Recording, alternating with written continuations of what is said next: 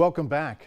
Huge multinational companies like Cisco, Microsoft, GE, and JP Morgan are all expected to release their earnings in the coming weeks. And experts say if we want to know where the U.S. economy is headed, we should pay close attention to the corporate earnings to find out.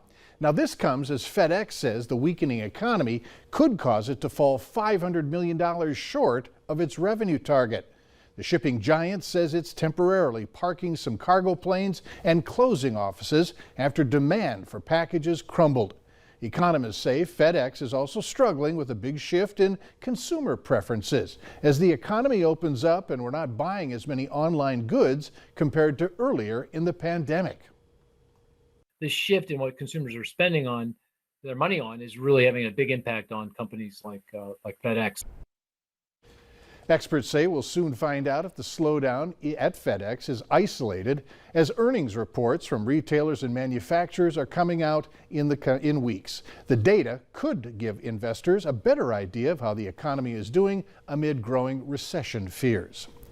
The White House wants to make flight tickets more transparent. Well, today, President Joe Biden expected to propose a new rule calling on the travel industry to be more upfront about how customers are being charged for baggage, cancellations, and flight changes.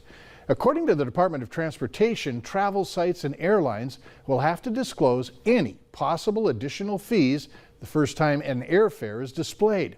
A White House official says Biden will stress the importance of travelers being able to see exactly how much their tickets will cost. Stay with us. Our chief meteorologist, Hutch Johnson, is going to return. He's going to have an update for you on our Monday evening weather planner.